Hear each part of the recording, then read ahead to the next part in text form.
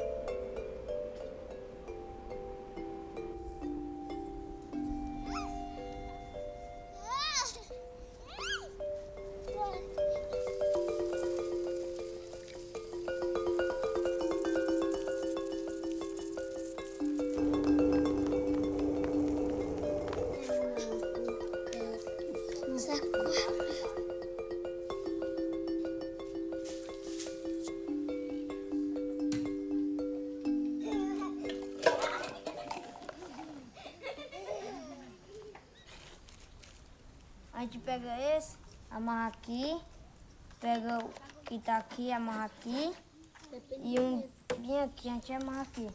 Mas dependendo do vento, né? Se ele estiver pra cá, a gente bota ele assim, ó.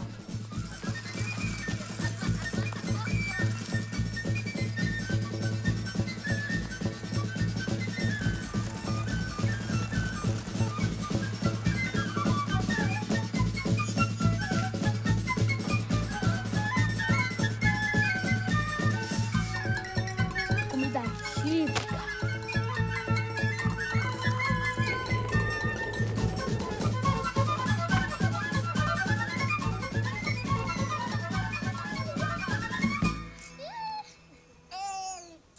Aqui tem tudo.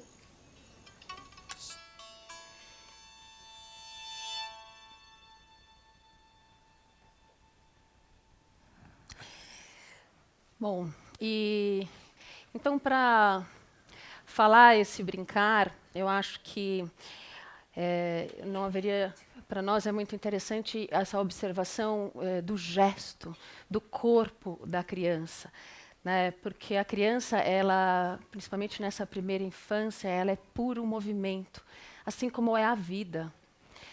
A vida é puro movimento. E a criança, ela, quando está chegando no mundo, é como se ela estivesse vestindo o seu corpo dentro do seu eu. E esse corpo que ela tem disponível, ela está, então, se usufruindo para criar um diálogo com o mundo. Um diálogo da qual o corpo é esse interlocutor, né, com o mundo de dentro para fora e de fora para dentro. Então, ela precisa estar nesse lugar de muito ação e movimento. Porém, ela tem um ritmo próprio. Então, se a vida ao redor dela ela for muito parada, muito estéril, ou ao contrário, muito acelerada, esse compasso e esse ritmo que essa criança tem, que é um ritmo próprio, ele está em descompasso com o externo, né? Então, observar as crianças nas suas ações, elas nos mostram muito de ritmo. E tudo isso que elas nos mostram também está muito ligado com um corpo que está no sentido de uma busca de autonomia. E aí eu gosto muito do chileno Humberto Maturana, quando ele diz que a gente devia, de alguma forma, incentivar as crianças muito mais a elas serem autônomas do que felizes. Porque felicidade pode ser muito relativo. Felicidade, o que é uma felicidade para um é diferente para o outro. Mas é pela autonomia que ela vai, então, criando o seu eu, né? E como que de alguma forma, ela vai se fazendo uma conversa consigo, né, sobre o seu próprio eu. E ela vai precisar, certamente, de pessoas que, ao redor dela, confiem na vida. Porque a vida ela foi feita para receber essas crianças dessa forma. E, consequentemente, que acreditem e confiem na criança, para que ela se encaminhe e se liberte para ter esse destino autônomo dela. Mas, certamente, as crianças também estão nos mostrando muito sobre a relação do tempo. E são várias nuances de tempo que eu gostaria de trazer aqui hoje para vocês, que precisam ser muito bem compreendidas, mas certamente a gente pode escutar junto com as crianças. Mas, para mim, a Françoise Doutot, ela traz um olhar sobre o tempo para a criança que me é muito caro. Ela fala que a criança não vive no tempo nem do futuro e nem do passado. A criança vive no tempo da eternidade. Eu acho que a gente precisa observar isso para entender o que de alguma forma chama isso. Mas completando um pouco esse tempo que traz a Françoise Doutot, também gosto muito de um antropólogo francês também, o Gilbert Durand, quando ele nos traz em que a criança ela desconhece a morte, a consciência da morte. Ela não tem noção da finitude. Então, o tempo para ela, ela traz uma outra relação do que para nós, adultos, que vivemos com essas angústias do passado e essa ansiedade do futuro, estamos transitando entre esses dois tempos, né? E aí, quando brinca, diz Agostinho da Silva, que a criança suspende no tempo, né? Ela vive nesse tempo verticalizado. Então, no nosso longa-metragem, a gente convida inicialmente o espectador a entrar no filme sem falar, sem explicar, mas vivenciando pela criança o tempo. E aí tem uma cena muito singela, que é um menino que estava num espaço ali do lado de um bar e que anteriormente, no dia anterior tinha tido alguma festa, provavelmente. Então, ali no chão estava distribuído várias tampinhas de cerveja. E ele genuinamente foi pegando uma tampinha por vez e foi fazendo um gesto de cavucar assim, o chão, e foi percebendo que aquela tampinha ficava na vertical. E sem nenhum planejamento, sem uma proposta de finalização de nada, ele foi, de alguma forma, entrando nesse tempo, que é o tempo que preenche o eu dessa criança. E, para deixar claro essa imagem, eu vou trazer aqui o nosso segundo filme, que é esse menino contando para a gente o que ele fez essa ação desse tempo.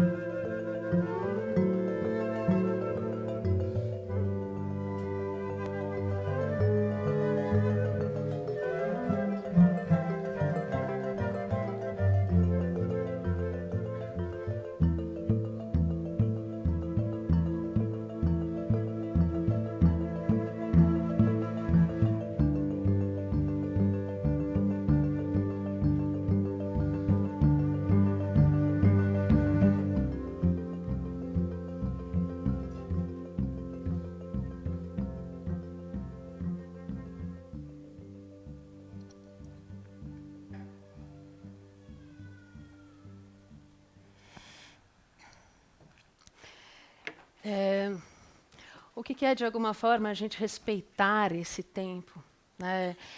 É oferecer liberdade para as crianças, é oferecer um tempo estendido para que ela seja livre, para que ela possa trazer de dentro dela, né, esses gestos. É um espaço da criação humana, né?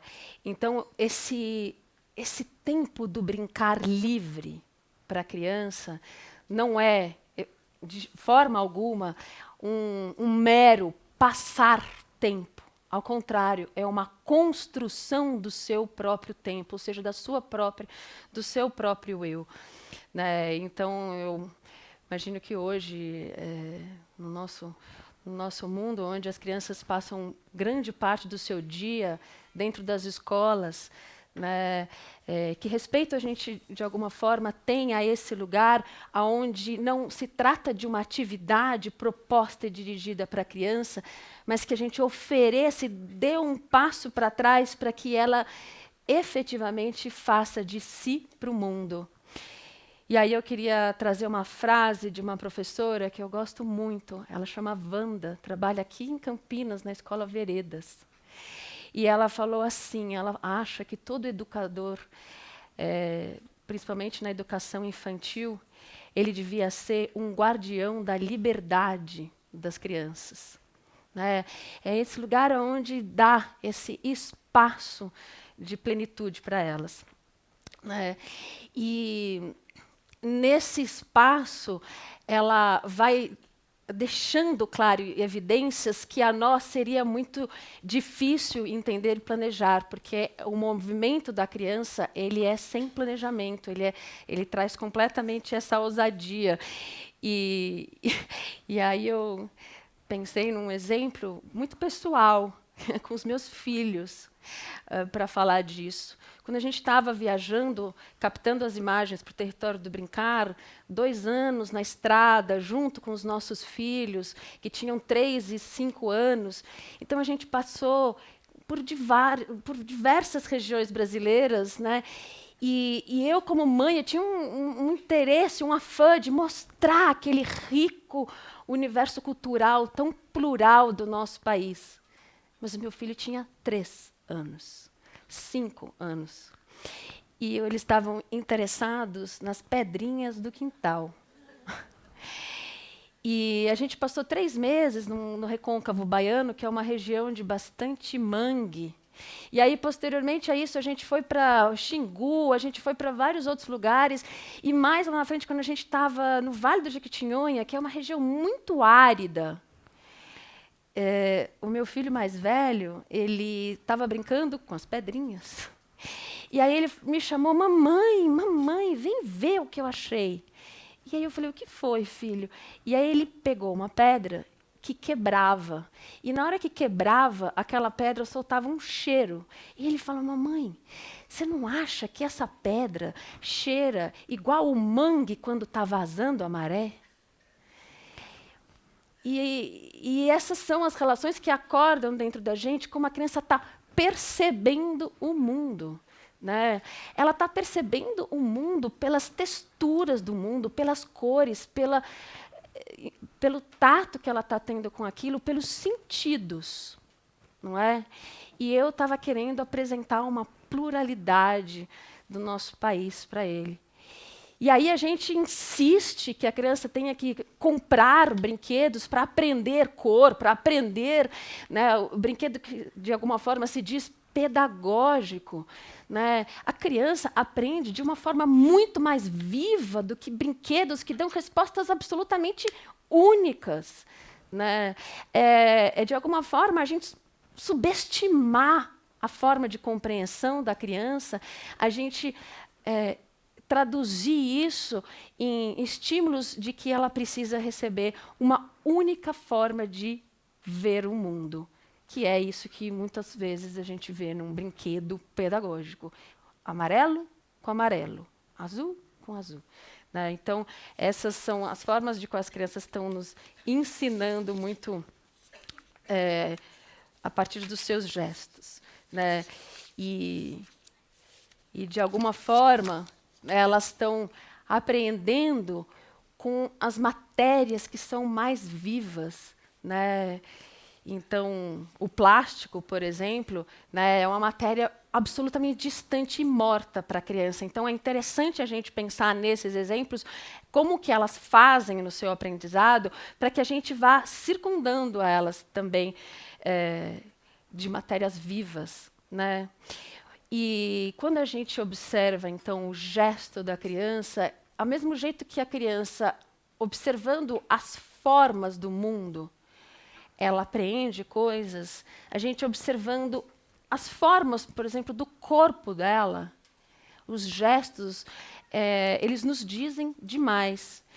E tem um especial que eu gosto muito, que é um gesto quando a criança se acocora no chão, ela se fecha feito uma concha, e ali ela cria um arredondamento de si mesmo, num movimento muito íntimo, e bastante silencioso até. E quando você observa 1 vez, 2 vezes, 3 vezes, você começa a perceber que ali naquele gesto ela começa a criar.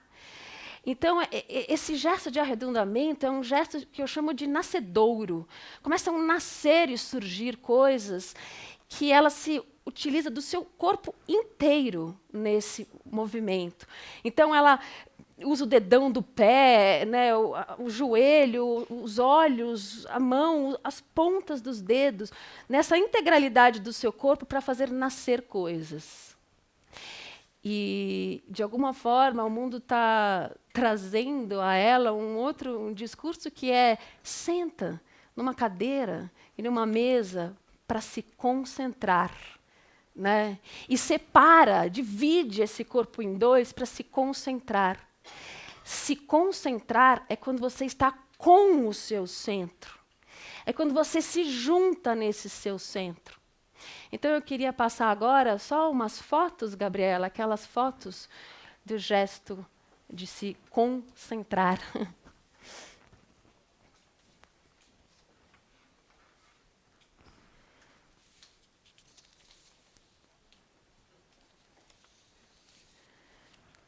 vou passar para você.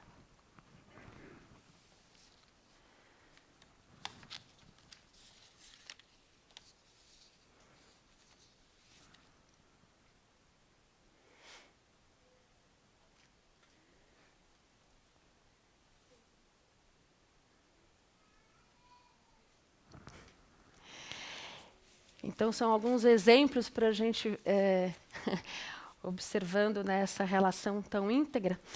Mas queria convidar aqui o meu amigo Severino para seguir um pouco essa prosa e depois eu retomo um pouco mais com outros tempos também que são importantes da gente olhar. Severino, vou deixar com você agora um pouco. Obrigado. Vocês viram que as imagens são muito bonitas, né? Elas são muito poéticas, muito evocativas, né? E sempre que eu vejo, eu fico lembrando daquelas pessoas, daqueles pensadores que dizem que o poético pode nos salvar, a beleza pode nos salvar, pode curar nossa alma, curar nosso corpo. Sempre que eu vejo as imagens da Renata e do David, eu me lembro disso. E nós precisamos muito de curas, não é mesmo? Nós estamos muito desencantados, dilacerados, aos pedaços, né? Nós precisamos de recriar esperanças, movimentos de vida, de liberdade, de encontro humano. Essas imagens são uma estética de cura para nós, né? Elas são humanistas e são imagens de cura. Conversando com a Renata, agradecendo muito estar aqui com ela, com vocês, falando do território do brincar. Nós já fizemos algumas falas juntos, né? Sobre o filme, apresentando o filme, e depois sobre o começo da vida também. E aí eu tinha pensado duas frases como se fosse epígrafe, aquele textinho que nos chama para pensar. Não sei se vocês gostam disso, né? O texto que vem antes do texto, né? E mesmo sendo assim, depois de imagem tão bonita, eu acho que ainda vale. Uma das frases era do Guimarães Rosa. Uma vez, uma madrugada, queria que você se imaginasse comigo, entrando numa casa de parto, numa madrugada, para participar do nascimento de uma menina, uma netinha nossa. A Cátia e eu chegando nessa casa de madrugada, na parede vimos uma frase inscrita. A frase estava escrita assim: um menino nasceu, o mundo tornou a começar. Guimarães Rosa. É isso. É disso que estamos falando, né? De nascimentos e de recomeços. E eu acho que essa frase nos inspira para a conversa, não é, Renata? A segunda frase que eu escolhi como começo, recomeço, foi uma frase da Renata no filme O Começo da Vida. Queria muito convidar vocês para ver o filme ou rever. Num certo momento, a Renata fala uma frase que é síntese para nós. Nós temos até colocado em livros, em trabalhos. Ela diz assim: a criança é no brincar. Eu gostei muito dessa frase. A criança é no brincar. Isso é a nossa conversa de hoje, né? E de vida inteira, né, Renata? Isso é a conversa de trabalho e de vida inteira, né? Nós estávamos ainda ontem, anteontem, retomando, imaginando um encontro aqui com vocês, né? Os olhares de vocês, as vozes, as perguntas. E aí eu dizia para a Renata que eu queria muito falar uma coisa assim, com poucas palavras. Primeiro, que nesse trabalho do território do brincar, do começo da vida, nessas travessias de vida inteira, existe uma concepção de infância, de criança. E nessa concepção, a criança jamais é uma folha em branco que vai ser escrita por nós. Aquela tábula rasa que vocês se lembram. Não é um recipiente para ser preenchido. Não é um filhote que vai ser adestrado. Não é uma máquina para ser programada. A criança é um sujeito humano. É um sujeito humano que está em formação. E nessa dimensão da vida que é a infância. Não, jamais ser reduzida a uma preparação para a vida adulta, não. ela pode ser também isso, mas ela é de uma dimensão da vida. E que tem muitas dimensões. Imagine um mundo que tem muitos mundos dentro dele. Isso é infância. E agora, esses vários mundos da infância estão todos no brincar. Agora, brevemente, queria relembrar isso com vocês. Vou falar tudo novidade velha, tudo que vocês já sabem, viu? É só relembrar coisas que são familiares para vocês. Das muitas dimensões da criança, da infância, eu queria lembrar algumas. Por exemplo, cada criança começa de novo o mundo, começa a vida, começa a história humana de novo.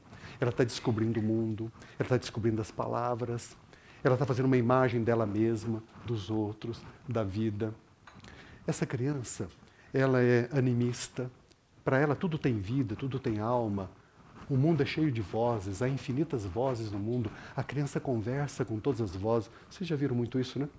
A criança conversa com a pedra, com a planta, com o bicho, não é mesmo? Com os brinquedos, com os seres imaginários. A criança faz comparações, metáforas. A criança faz imagens que estão na raiz de toda a literatura, de todas as culturas. Eu sempre que eu falo isso, eu preciso dar um exemplo para vocês. Preciso dar um exemplo.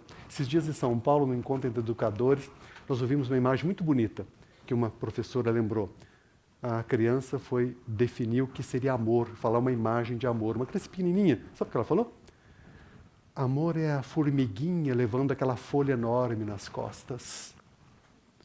Essa imagem é muito evocativa. Essa imagem tem muitos sentidos, né? E eu me lembro de uma outra, falada numa cidadezinha no alto da Mantiqueira, uma cidadezinha assim, mitopoética, chamada São Bento do Sapucaí. Isso virou até um poema de um amigo chamado Tarcísio Bregalto. O menino veio eufórico, chamando a professora e dizendo que ele sabia o que era o cor-de-rosa. Cor-de-rosa é vermelho devagarinho. Isso é exato, não é mesmo? Isso é preciso, é exato. Essas comparações, esse animismo, essas imagens do mundo, as perguntas que a criança faz, a pergunta primordial, a criança faz as mesmas perguntas da origem da filosofia, vocês sabem, né? Da origem da ciência. As histórias que as crianças contam, que elas criam. Todos esses mundos estão no brincar. O brincar tem animismo, tem as vozes. O brincar tem as histórias, tem as perguntas, tem as metáforas. Principalmente, eu queria lembrar com vocês, as duas grandes matrizes do brincar da humanidade inteira. Isso atravessa todas as culturas, todas as sociedades. Isso permanece na história da aventura humana da Terra. Vocês se lembram? Se a gente for tomar duas grandes vertentes do brincar, universais, o fazer de novo e o fazer de conta. Vocês se lembram? Toda criança brinca de fazer de novo. Ela tem a alegria de começar de novo. Vocês se lembram? Ela monta a torre de bloquinhos, derruba, começa de novo, começa de novo. Ela pede para você contar a história muitas vezes, você lembra? De novo, de novo. E ela tem essa felicidade de saber que pode recomeçar. E ao começar de novo, ela desenvolve essa questão tão fundamental que a Renata falou. Ela desenvolve confiança no mundo. O mundo tem ciclos, tem pulsações. Ela conta com as pulsações, com os ritmos, com os ciclos do mundo. Os ritmos que estão nela também, na respiração, no pulmão, no seu corpo, na sua respiração. E ela confia também nas suas mãos, essa felicidade que é poder fazer de novo, mais uma vez. Toda criança brinca assim, não é, Renata? Isso tem muitas imagens nos filmes, não só no Território do Brincar, mas nos outros filmes da Renata e do David. Eu sempre fico pensando, um exemplo que a Kátia me dá sempre, os contos rítmicos. Vocês já contaram aquelas historinhas rítmicas para as crianças? Em que uma coisa está encadeada com a outra, com a outra, com a outra, com a outra. Você lembra? O avô vai puxar a beterraba não sai, ele chama a avó segurando o avô segurando a beterraba, eles puxam, não sai. Aí a avó chama o netinho segurando a avó, que segurando a... Vocês se lembram disso? E geralmente o menor dos seres, o pequenininho que vem, aí puxa, sai a beterraba. A criança ama essas repetições, né? Ela sente que a vida não é aleatória. A vida não vai acabar de repente. O mundo tem travessias. Ela pode confiar na vida, no mundo. Essa é uma sabedoria que nós esquecemos muitas vezes, adultos, não é mesmo? Nós não poderíamos esquecer a sabedoria. A outra matriz, além do fazer de novo, é o fazer de conta. Todos nós aqui já fomos crianças, já brincamos com isso. Espero que você tenha memórias felizes do fazer de conta. No fazer de conta, tudo se transforma em tudo. Você se lembra? nós vimos um exemplo muito bonito. Imagine a cena. A família vai fazer uma viagem, o pai pede para a menininha pequena, escolher um brinquedo como companheiro de viagem. Sabe o que ela escolhe, entre várias opções? Um pedacinho de uma palmilha de sapato que o pai tinha recortado, que estava muito grande. Uma pontinha de palmilha, uma palmilha azul. Vocês sabem por quê, né? Essa palmilha vai virar um peixe, um cavalo, uma nuvem, uma torre, uma ponte. O mundo todo está ali nessa palmilha. É o pensamento mágico, vocês se lembram? Todas as histórias humanas têm a sua dimensão mitopoética mágica, né? Tudo se transforma em tudo. Isso é o fazer de conta. Isso é essencial para a criança. Queria muito falar isso com vocês, relembrar isso com vocês. O brincar é atividade vital para a criança. A inteligência dela floresce no brincar. O sentimento dela, a sensibilidade, a percepção, o sentimento de estar viva floresce no brincar. A imaginação floresce no brincar. O brincar é vital para o presente, para a vida inteira dessa criança. Uma outra cena que eu sempre lembro, contei esses dias para a Renata. Vocês imaginariam comigo? A mãe chega em casa e a sala está mudada da casa. A sala está transformada. A sala é a mesma, mas não é mais a mesma. Isso é a mágica, né? Isso é o pensamento mágico. A menina pequena, a filha, pegou uns colares velhos, bijuterias, colares velhos, quebrados. Sabe o que ela fez? Isso a mãe contando com grande encantamento para nós. A menina fez uma cidade com os colares. Só que era uma cidade das cobras. Isso é livre criação, né, da infância. Tudo que vocês veem na cidade tinha lá. Tinha ruas, casas, escolas, praças. E veja um detalhe que me deixou sem palavras, deixou a Kátia também sem palavras. Ela falou assim para a mãe, que nas casas tinha passagens secretas, mas que só as crianças sabiam. E não adiantava falar para os adultos, porque eles não iriam entender. Veja que lição que é isso para nós, não? Outra coisa que nos deixou muito impressionados, naquela recriação, imagine a cidade e seu movimento, a cidade e seus elementos, a cidade e suas pulsações, tudo isso estava ali, com os colares velhos. A recriação da vida inteira nossa. Vocês veem como é conhecimento do mundo? Como é criação do mundo isso? Um outro detalhe muito impressionante, no morrinho da cidade, dos colares quebrados, havia um monumento. Um monumento. Vocês sabem o que era o monumento? Que a menina contou para a mãe? Um monumento para as cobras que já partiram. Imagine. Tinha até celebração dos ausentes, imagina, das memórias, das presenças. Eu fico muito impressionado toda vez que eu penso isso, sabe? Como que o brincar é primordial. Todas as funções vitais da criança e da sua inteligência e do seu aprender e criar o mundo estão no brincar. E a criança sente, mesmo sem saber que sabe, ela sabe disso. Eu preciso contar para vocês um exemplo que eu fico me preparando até para contar. Esse eu preciso me preparar. Esses dias, conversando com essa netinha que nós temos, eu fico muito feliz, preciso falar para vocês, eu tenho 4 netos, viu? Isso é uma felicidade na minha vida. Essa netinha menor estava conversando comigo de súbito. Você sabe que a criança, sim, a criança faz perguntas, né? Elas fazem perguntas fundamentais da vida, né? Elas querem saber como é que o mundo nasceu, não é mesmo? Como é que nasceu o nome dela, por que o cachorro chama cachorro, né? Como é que é a origem do sol e da lua. Elas fazem essas perguntas. Como é que você faz para conversar com Deus? Elas fazem umas perguntas para a gente que a gente fica assim, as grandes perguntas, né? De súbito, a Helena virou para mim, vejam o que ela me falou, de súbito. Nós não falávamos disso.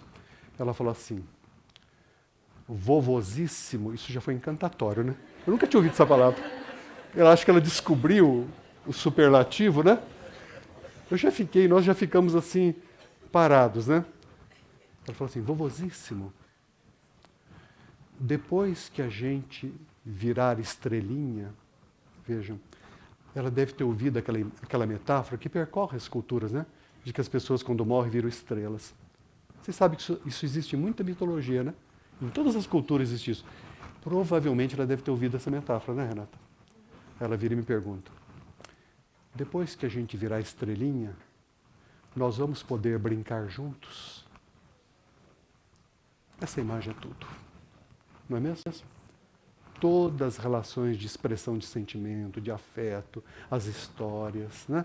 As descobertas de si mesmo do mundo, os projetos de vida, do brincar, nesse tempo presente eterno, como a Renata lembrou. Tudo isso, toda a essencialidade do brincar está nessa pergunta, né? Quando nós virarmos estrelinha, vamos poder brincar junto com as pessoas, com as crianças da nossa vida? Continuaremos a brincar?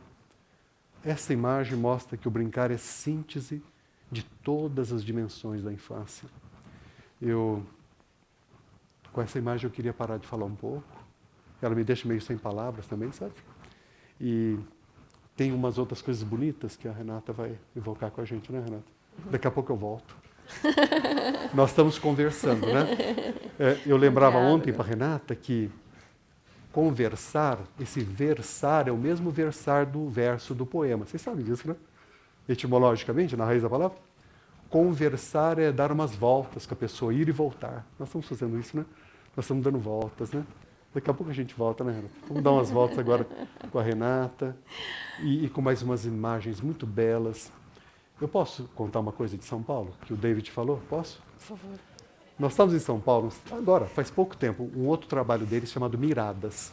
Depois eu vou convidar vocês para ver, viu? Que propõe a formação de um olhar sobre a criança e o brincar, sabe? E formar também a escuta. Como é que se escuta a criança? Chama-se Miradas. Nós estávamos lá e uma pessoa fez uma pergunta. E foi muito interessante que não fez a pergunta nem para a Renata, nem para as outras pessoas do filme. Fez a pergunta para o David, que estava na plateia, perto de nós estávamos dele. A pessoa perguntou, como que você cria imagens tão bonitas, tão poéticas? Vocês sabem o que esse menino respondeu? Vocês acreditam? Vou contar, viu, Renata? David, vou contar. Você falou publicamente lá, né? Estava no auditório. O David falou, eu tento trazer as imagens que a Renata traz no coração. Olha que homenagem que é isso, não? Nossa, nós ficamos encantados com essa resposta, né? Então a gente vai ver mais algumas imagens, né? Que os dois trazem no coração, nas mãos, né? Nos trabalhos. Mais umas histórias. E daqui a pouco a gente volta. A gente queria fazer umas sugestões também, viu? A gente pensou de fazer algumas sugestões no final. Antes da hora bonita da troca, das conversas, né? Não é mesmo, Renata?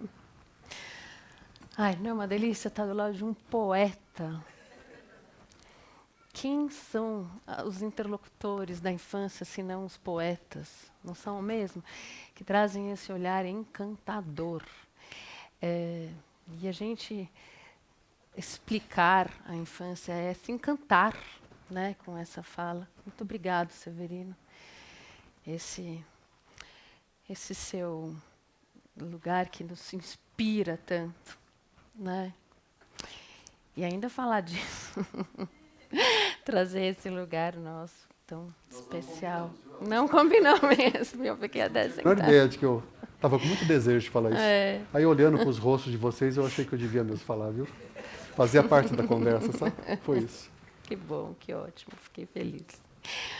Mas eu acho que eu vou voltar naquele tema que você falou, que são as repetições e como isso para a criança também é tão essencial, né? E que são tantas e tantas repetições, e uma delas é uma repetição que se prolonga num tempo, né? E quase elas criam, de alguma forma, uma narrativa de vida, né?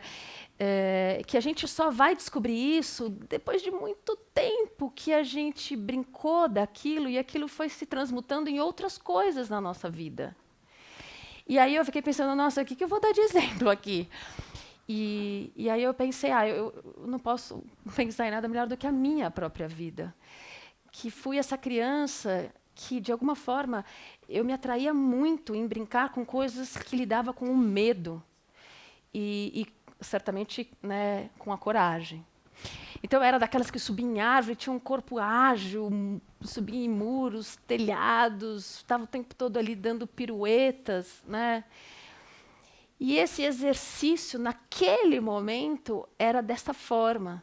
Mais para frente, eu acabei virando uma atleta de saltos ornamentais, da qual sobe na plataforma e se joga diariamente no medo, exercitando uma coragem. né? E então esse tema ele foi me acompanhando, né, nas diferentes fases, e hoje o David, que é o meu marido, né, ele chegou assim: por que você não fala que você está aí sentado nessa mesa exercendo exatamente isso, né? Esse lugar da coragem de abrir e conversar aqui com todos nesse, né? E que, de alguma forma, é essa linha narrativa que, quando a gente está brincando, a gente não está, de alguma forma, fazendo algo que vá se projetar a um devir. Não é isso. Quando a gente está brincando, a gente está sendo. E a gente continua sendo aquilo, com as diferentes fases de consciência, de corpo, de estrutura da qual a gente está tendo.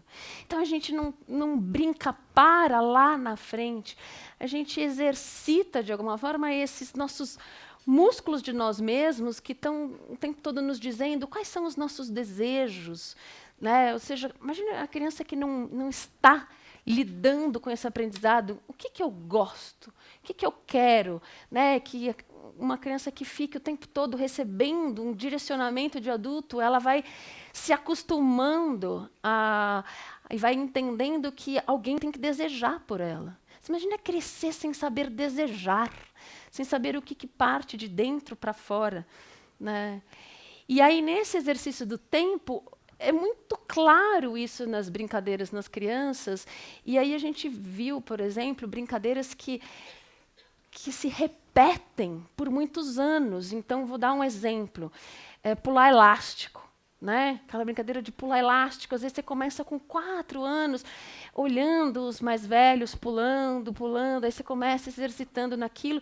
E aí você vai exercitando o seu gesto, fazendo cada vez mais de uma forma leve, suave, autônoma, né? E, por exemplo, a pipa. Pipa, então, nem se fala, né? Mês passado, eu tive na periferia de São Paulo, com a minha irmã, foi incrível. Eu falava assim para ela: Dani, olha ao redor. Vamos contar quantas crianças com pipa a gente vai andar e passar por aqui e ver. E a gente foi assim, andando, e a gente chegou a umas 40 pessoas. 40 crianças, ou com seus, né, pipas carregando na mão, ou enfim. E aí você vê crianças que vão de muito pequenas até muito grandes nesse exercício, que vão anos, 10, 15, 20 anos, brincando da mesma coisa.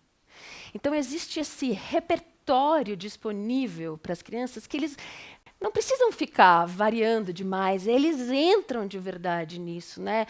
Essa conquista do voo para uma criança é um ato de liberdade, né? Então eu queria mostrar agora esse filminho para vocês, que a gente vai ver um processo de começa empinando uma sacolinha de supermercado, uma pipa feita de papel de bala.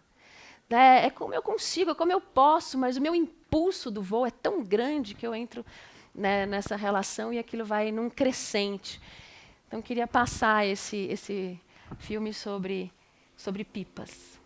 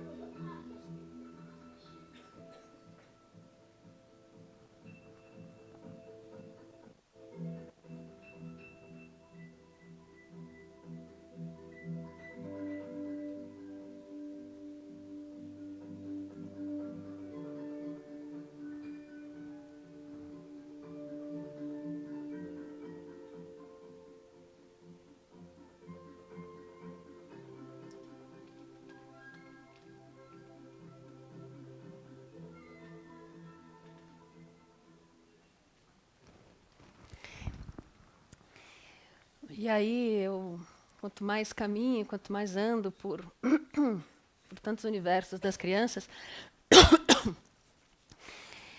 a gente vai vendo um outro último tema que eu queria trazer, né, Severino, que é com toda essa diversidade, com essa pluralidade que somos como um país e como uma nação, e a gente andando tanto, vai vendo como as crianças elas buscam coisas tão semelhantes para brincar, né? Temas que são tão recorrentes.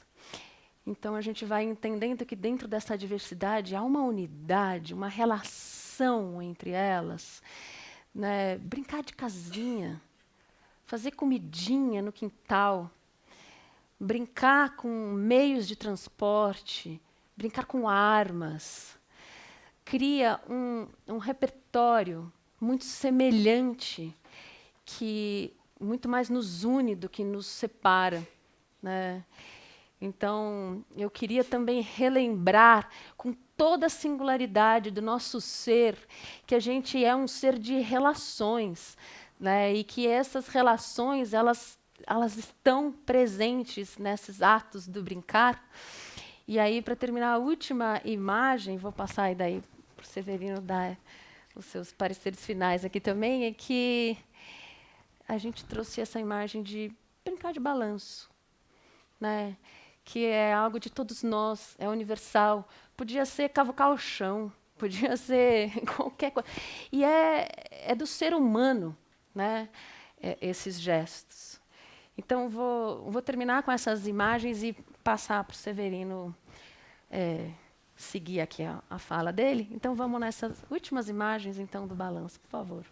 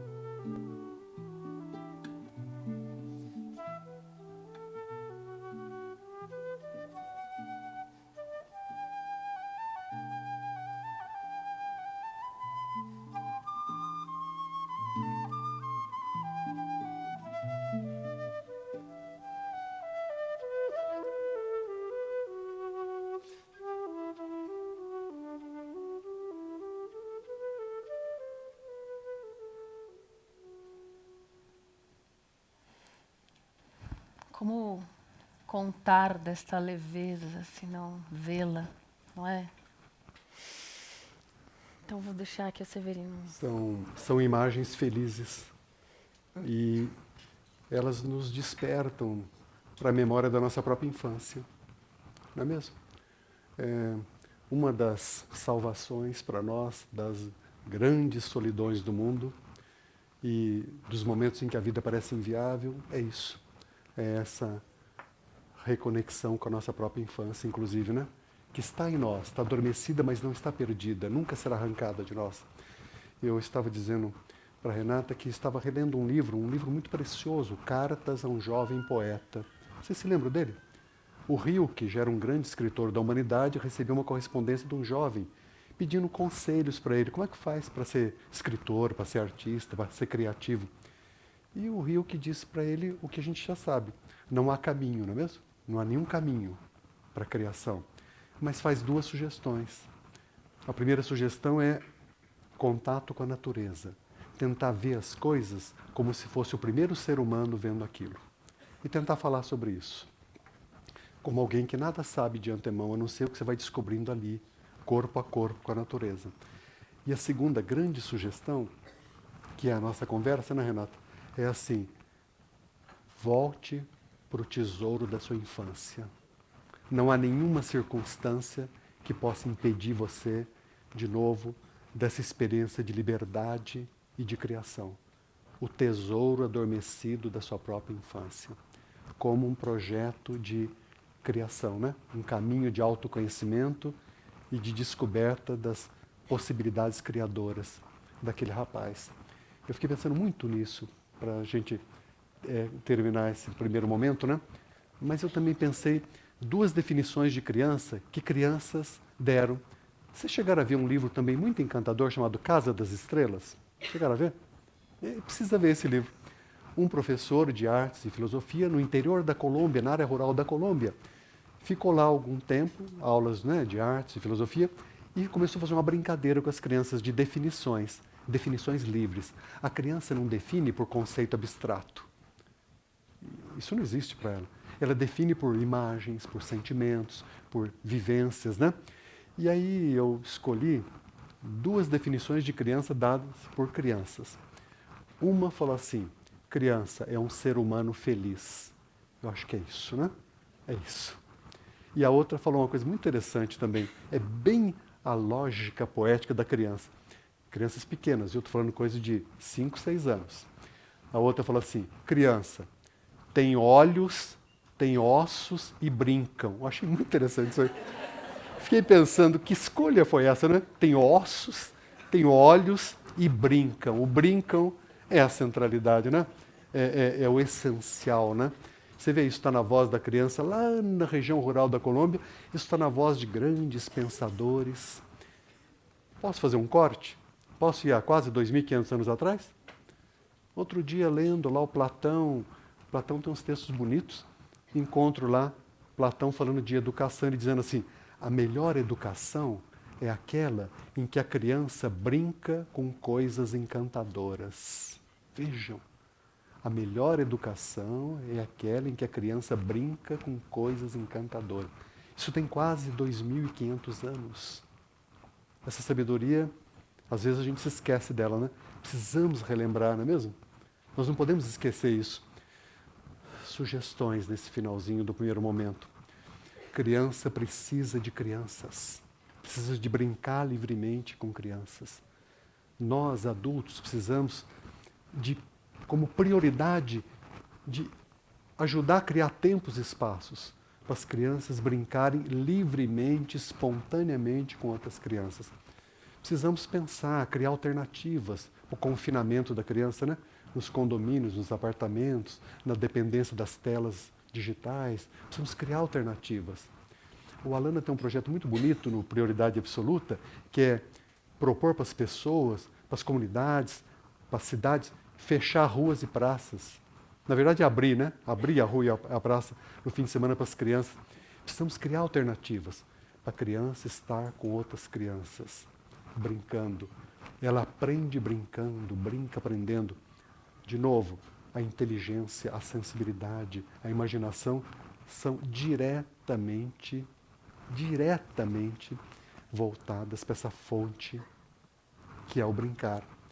Precisamos também pedir para as escolas. Eu não sei se vocês têm visto uma coisa que é de uma tristeza infinita. Escolas diminuindo radicalmente o brincar, interditando os recreios, diminuindo os espaços de criança pequena na escola.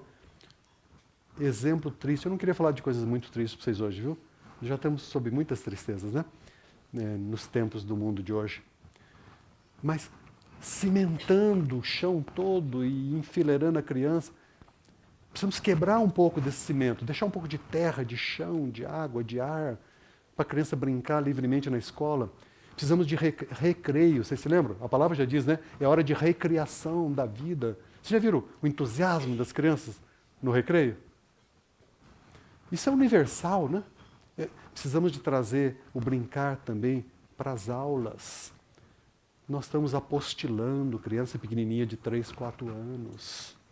Vocês imaginem, uma mesma apostila aqui em Campinas, lá no extremo do Rio Grande do Sul, no Amazonas, e tirando o recreio, porque a criança não veio aqui para brincar.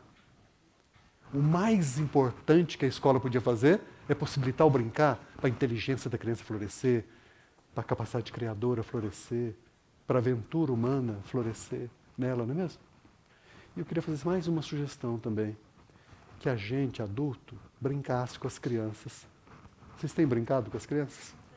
A criança fica muito feliz e a gente também, vocês já viram? É um momento de felicidade a hora que a gente brinca com as crianças. Vocês sabem que isso aí é secular, sabem, né? Isso tem milênios. Ontem eu perguntei para a Renata, né, Renata? Qual que é a brincadeira que tem mais referência em pintura, literatura, adultos com crianças, brincadeira livre? Qual que vocês acham?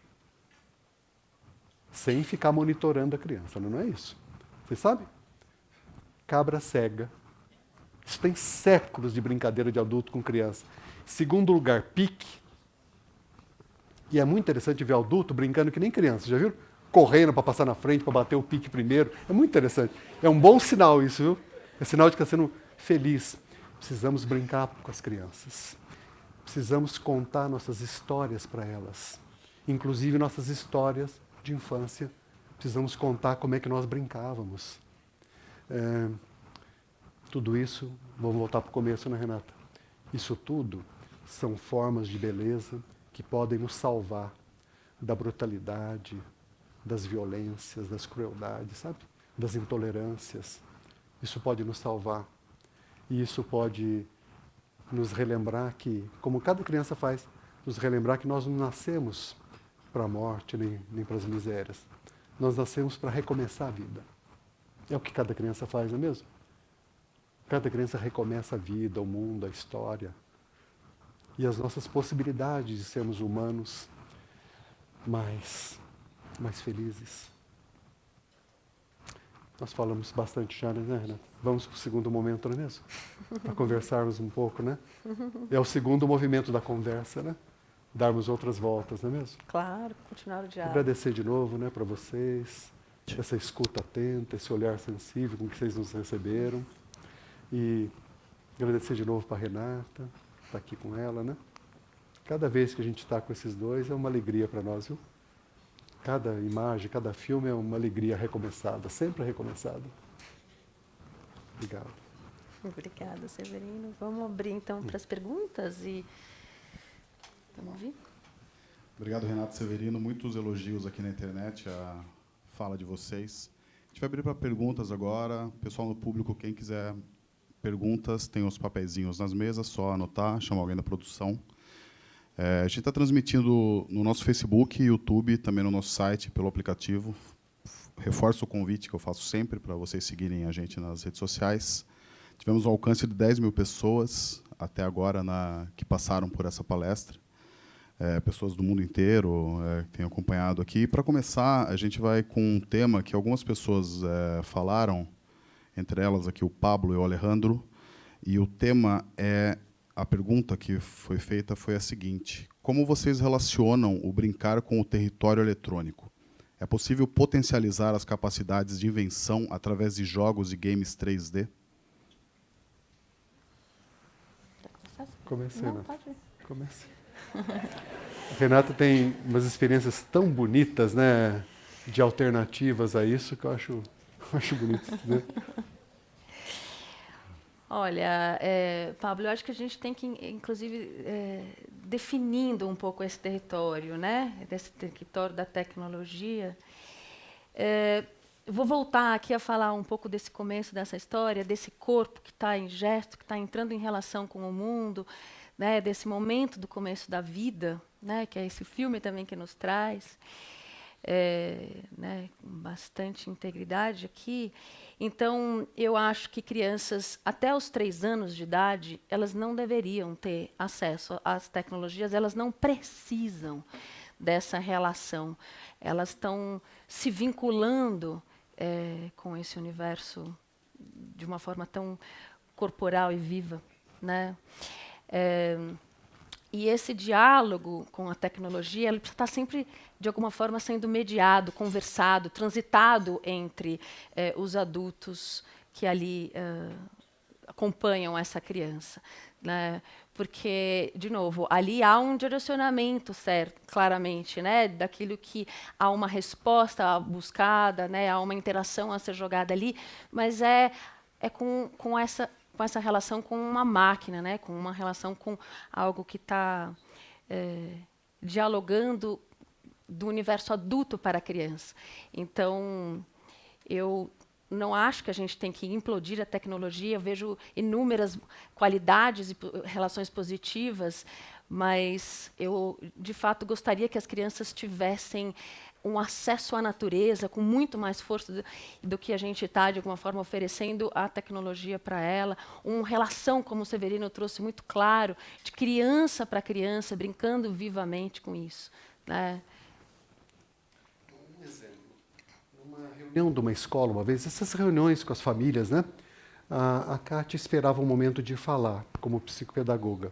E o menininho lá fora insistia com o funcionário da escola para que ele entrasse no auditório e fosse pedir o tablet para o pai.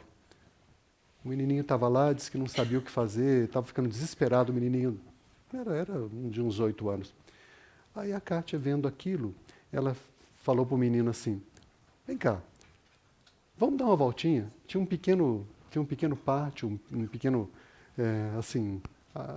acesso ao lado do auditório, né? E ele foi, ela falou assim para ele, olha lá que interessante. Estava uma lua cheia, que nem essa lua cheia de hoje, vocês devem ter visto a lua cheia de ontem, né? E a lua estava em cima da árvore. Ela falou assim para ele, olha lá, a árvore está carregando a lua. Aí eles ficaram olhando a árvore carregar a lua. Aí ela virou para ele e falou assim, você deve saber muitas mágicas. Você não quer ensinar uma para mim? Vocês já entenderam, né? Pronto. Acabou o desespero pelo tablet. Aí chegaram outras crianças, ficaram brincando, mas é isso. Nós precisamos criar alternativas. Como a Renata disse bem, criança pequena, sem essas telas, elas não precisam e elas fazem mal. Quando a criança passa dos 3 anos, aí vamos fazer acordos, um pouquinho, e sempre conversado, mediado, pouquinho. Vai gradativamente. A semana passada, o professor Martins lembrou aqui uma frase do Steve Jobs, que é também a do Bill Gates, que eles não davam celular para os filhos, não deram. Deram o celular quando eles estavam adolescentes. Eles falam sempre assim, né? Eles falam disso. Falavam, o Jobs, o Bill Gates fala até hoje, a criança tem que brincar, antes de computador tem que ter livro. São frases assim que circulam o mundo, né? Então, criança pequena não precisa e não faz bem. Criança um pouquinho maior, sempre com conversa, sempre criando também alternativas. Não adianta interditar, se proibir é pior, vocês sabem disso. Aí não funciona. Vamos criar alternativas. E eu espero, sabe, Renato, eu espero que a gente consiga aprender, inclusive, a brincar com esses instrumentais eletrônicos, sabe? Ainda não sabemos, né? Usar criadoramente. De novo, não é a tecnologia, né? É como nós fazemos uso dela. Nesse momento, nós não sabemos ainda. Eu não vejo que a gente saiba como usar de um jeito leve, sensível, criador com as crianças. Precisamos aprender isso. É uma tarefa urgente desse momento histórico, né? Não há retorno para as tecnologias. Acho que vocês não têm ilusão sobre isso, né? De que vai ter um mundo... Não teremos um retorno. Mas também não podemos virar nós, né, prolongamento dessas tecnologias, né? Nós não somos aplicativos dessas tecnologias, não é verdade? Elas têm que ser usadas para a vida, para o conhecimento, para a liberdade. E eu também fiquei preocupado com uma coisa, Pablo, né? Potencializar a criança. A grande potencialidade da criança é ser criança, principalmente brincar. É assim que as suas grandes potências de vida, as suas possibilidades de vida, podem desabrochar. Posso lembrar a etimologia de educar e educação? Vocês lembram? É muito bonita. Uma diz, conduzir na vida, na sociedade, na cultura, você orienta a criança na inserção dela na história. A outra etimologia é tirar de dentro para fora, extrair, desenvolver de dentro para fora. É isso que nós vamos fazer, né? Tentar fazer a educação mais sensível possível com as crianças. Ainda não sabemos como lidar com essas tecnologias. Vou pedir licença para falar uma coisa.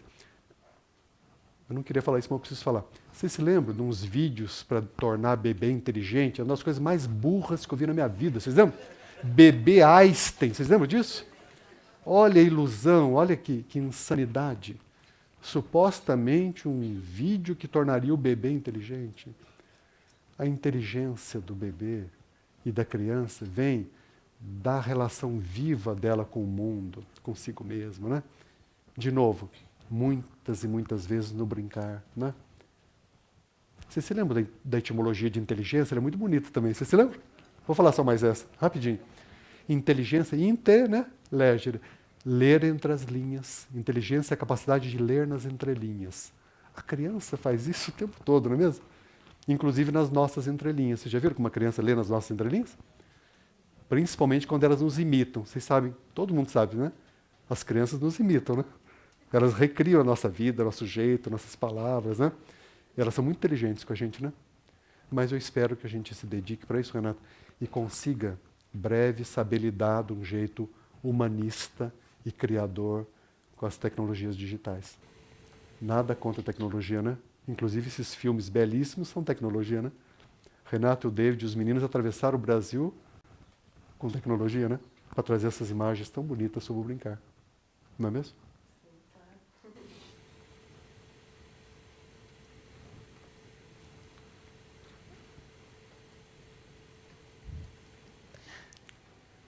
Eu sou a Maria Catarina, tenho 10 anos e a minha pergunta é: por que quando você vira adulto você não quer mais brincar? E agora, Renato? E agora? Que coisa linda, né? Quer falar? Sim. Eu sempre acho que a Renata vai começar, vocês viram, né?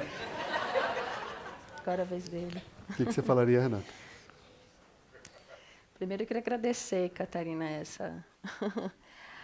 essa sua pergunta, né? E aí eu acho que é essa pergunta, né? O que é brincar para a gente? Né? Que lugar é esse que temos e que a gente pode, de alguma forma, se sentir dentro dessas características que a gente comentou aqui sobre o brincar, e que não necessariamente é fazendo, né, algo, um gesto de uma brincadeira específica, mas quando que a gente tem essa relação de integridade com a nossa própria, com o nosso próprio eu, né? Quando a gente consegue se sentir dentro dessa relação de um tempo suspenso, de quando a gente se entrega efetivamente num estado de presença para as coisas, né? Quando eu posso dizer para mim mesmo que eu estou efetivamente presente daquilo que eu estou fazendo, com essa relação tão viva com o meu próprio eu. Então, esse puxar dessas essencialidades que estão na brincadeira e que ele deve estar claramente no nosso dia a dia, né, que a gente, de alguma forma, se sinta, né, livre, potente aí com o que a gente está fazendo. Né? Então, claramente, Catarina, né, que ela chama, que as crianças estão pedindo, né, e querendo que a gente entre nesse universo delas. E esse é um convite que quem ganha com isso somos nós. Né? Porque esse estado de ousadia, esse estado de liberdade, né, quando a gente vai e entra com elas, muito disso é uma relação da gente estar ganhando com isso. Né? Então, acho que é esse presente que as crianças estão nos dando também. Né? Renata, você se lembra, muitos pensadores dizem que em nenhum momento o ser humano adulto está tão inteiro e feliz quando brinca do que quando o adulto brinca. Eu preciso falar para a Catarina, né? A Catarina é uma das meninas da minha vida, viu? Já brinquei muito com a Catarina. É uma felicidade enorme ter brincado muitas vezes com a Catarina. Muitas vezes nós vamos crescendo e vamos nos esquecendo dessas coisas primordiais, não é mesmo? São muitos pesos, muitas cobranças, né? Muitas dissociações. A gente dissocia o pensar do sentir, não é mesmo? A gente dissocia o que está fazendo do que está querendo, do que deveria ser. Essas dissociações acontecem dentro e fora da escola.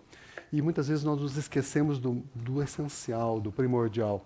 Mas aí, quando nós brincamos, o adulto, nós ficamos tão inteiros de novo, nós estamos ali, sentindo ali, pensando ali, nós estamos com o sentimento de estar vivos naquele momento, nós vamos além das dilacerações, aí nós relembramos. Essa é uma sabedoria esquecida, mas que está em nós, né? Então, quando nós brincamos, nós, de novo, revivemos essa inteireza humana.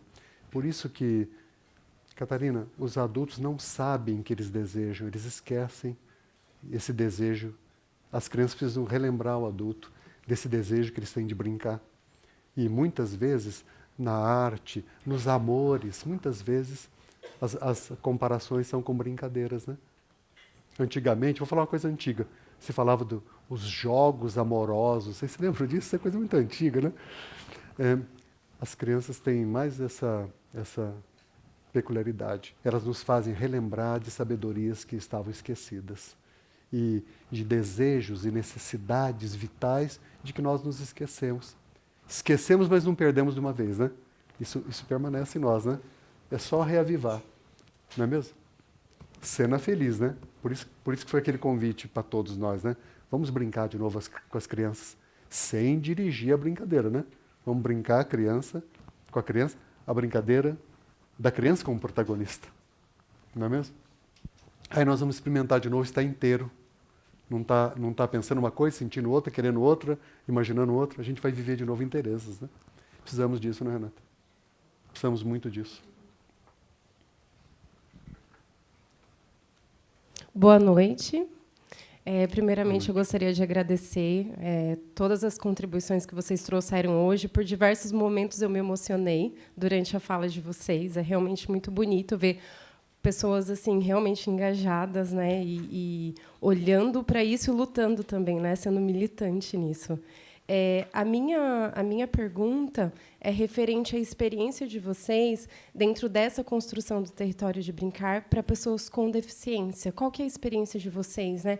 Que acho que vocês comentaram um pouco dessa vivência corporal, quanto é importante experimentar, né? Pensando nessas pessoas que têm uma limitação física ou até mesmo intelectual, né?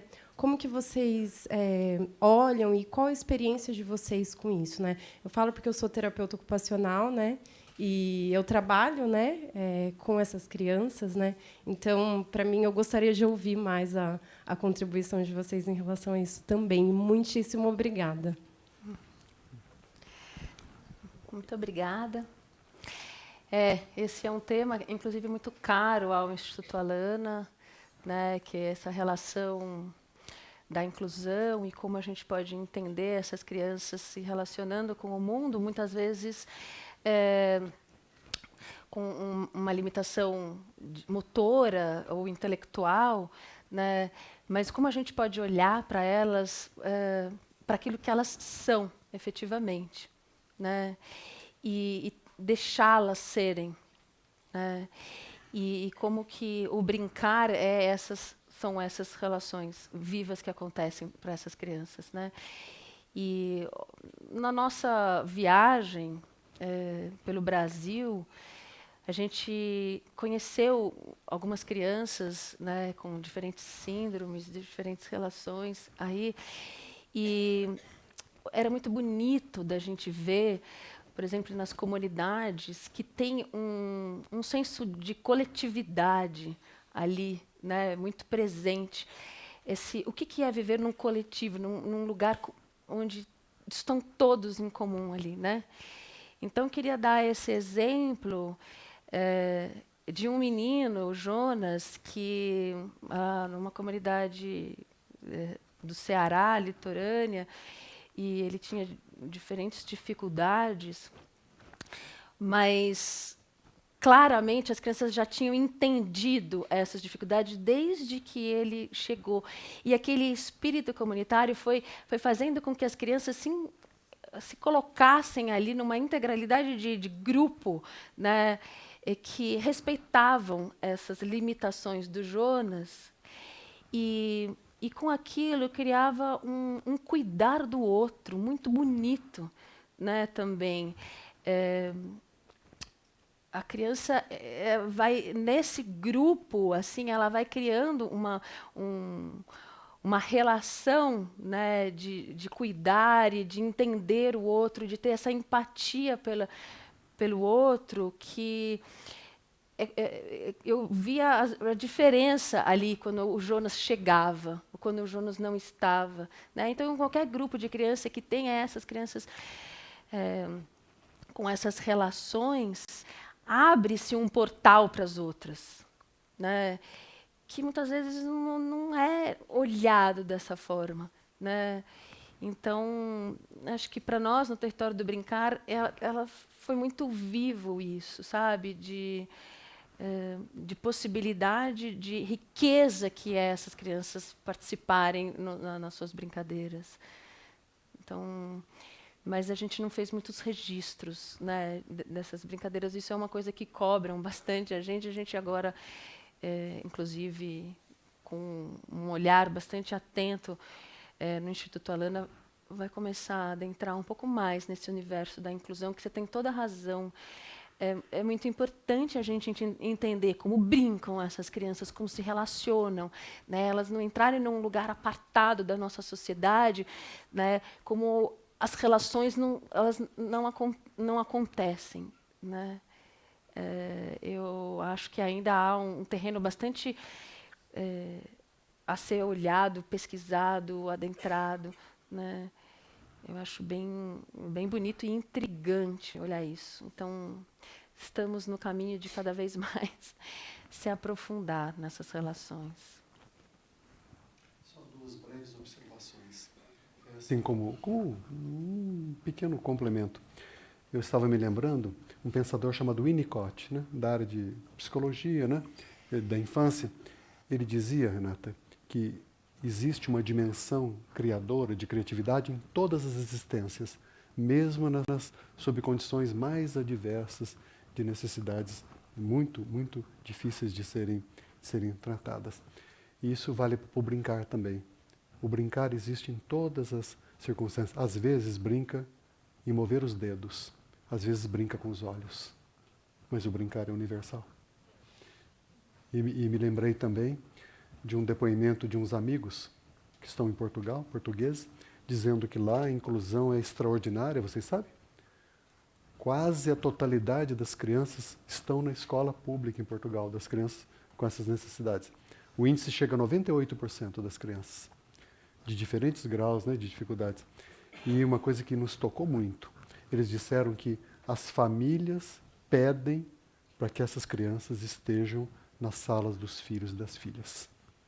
Isso é uma compreensão humana muito impressionante, né? Uhum. Elas percebem como que isso é primordial para a humanidade. Você sabe que na sala do meu filho mais velho, tem uma criança que, no caso de inclusão na sala, e a escola lida de uma forma muito especial com esse menino, e todos são unânimes de dizer que essa criança é a única na sala em que todos gostam. Não é bonito isso? É a criança que não há nenhuma relação ali de diferença entre... É a única criança na sala que todo mundo brinca e gosta dele, né? Interessante isso que você está falando e trazendo, né? É isso. Mais uma pergunta da internet, da Valéria. E a Valéria pergunta assim: como vocês receberam as declarações recentes de várias pessoas nas redes sociais falando sobre as propriedades supostamente didáticas do trabalho infantil? Relatos de pessoas que trabalharam na infância de alguma maneira. Afinal, criança tem que trabalhar? Uhum. E aí, Vai Renata? lá, Severino. Eu vou deixar você começar e depois eu vou... Olha, são dias difíceis, não é mesmo? A pergunta foi muito feita de modo delicado, vocês viram? Antigamente, a gente diria que isso era uma figura de linguagem chamada eufemismo. Vocês se lembram? Foi muito delicada a pergunta. Nós temos no nosso mundo muitas dificuldades, né? Mas temos também alguns avanços admiráveis, né? Um dos avanços admiráveis de humanidade do mundo moderno é o crescente reconhecimento dos direitos universais das crianças. Há grandes pioneiros, né? Fico pensando, né? Korczak, 100 anos atrás, na Polônia, no seu orfanato, fazendo os primeiros movimentos do que seriam os direitos universais da infância das crianças. Nós temos crescido na ampliação de direitos. Isso é uma possibilidade de ampliação da democracia. Isso é uma dimensão feliz dos tempos modernos, que tem tantas dificuldades, tantas solidões, tantas contradições. Mas essa forma de alargar as margens dos direitos é uma das contribuições mais felizes do mundo moderno. E isso vale inteiramente para as crianças, né? É muito importante que se lembre que a criança, ela existe para ser feliz como ser humano, e ela deve brincar, ela deve ter uma escola com dignidade, com leveza, com alegria. Essa é a melhor maneira de nós fazermos a sociedade mais próxima dos melhores sonhos que nós temos, né? Uma sociedade de fraternidade, em que nós podemos nos reconhecer uns nos outros e uns aos outros. A melhor maneira é deixar a criança viver sendo criança e depois crescer sendo tratada como um ser humano em florescimento. A ideia do trabalho infantil, historicamente, é muito triste. Vocês se lembram, no começo da Revolução Industrial, as trabalhavam 18 horas por dia, caíam em cima daquelas primeiras engrenagens. Foi um avanço. Sabemos que a criança precisa ter vida livre, precisa estudar, precisa encontrar outras crianças. Isso foi um grande avanço. Não faz sentido pensar em propor que a criança deva trabalhar. É uma tristeza saber que crianças trabalham em vários lugares do mundo, né? Eu fico tão feliz quando vejo que a gente deixa de comprar certo produto que descobre que foi feito com trabalho infantil, não é mesmo? Isso é um signo de humanidade, não é? Quando se descobre que esse trabalho infantil, essa exploração da criança estava naquele produto e se deixa de comprar, né? Eu acho que isso é uma das possibilidades de democracia, alargar as margens dos direitos. Isso aí é uma das coisas mais felizes do mundo moderno. Isso vale inteiramente para a criança, né? E a criança precisa estudar, precisa ter tempo livre, precisa encontrar outras crianças, precisa, na medida do possível, conviver com os adultos que são da vida dela. Não é mesmo? Uhum. A pergunta foi muito delicada, né? E não sei se eu consegui, com alguma clareza, responder também, inclusive com um pouco de eufemismo, né? Não é mesmo? Acho que é isso. Mais uma da internet, da Vitória, e ela diz assim: entre os grupos sociais que o filme investigou, é possível apontar quais encaram o brincar de modo mais original e interessante? Existe uma estrutura elementar que ligue crianças indígenas, quilombolas, comunidades rurais e urbanas? Interessante essa pergunta. Sobre meu ponto de vista, não. Vou explicar por quê. Quando a gente foi sair em viagem, a gente começou a pensar qual o roteiro, né, aonde a gente iria, e em nenhum momento a gente discutiu, por exemplo, vamos pesquisar o que as crianças brincam lá para a gente saber o que é que as crianças fazem antes de ir, né? Então, a gente partiu do pressuposto que as crianças brincam sim e sabem o que é o brincar. E com essa confiança, a gente foi escutá-las. Agora, o curioso é que obviamente, cada lugar onde a gente chegava sempre recebido por adultos, né?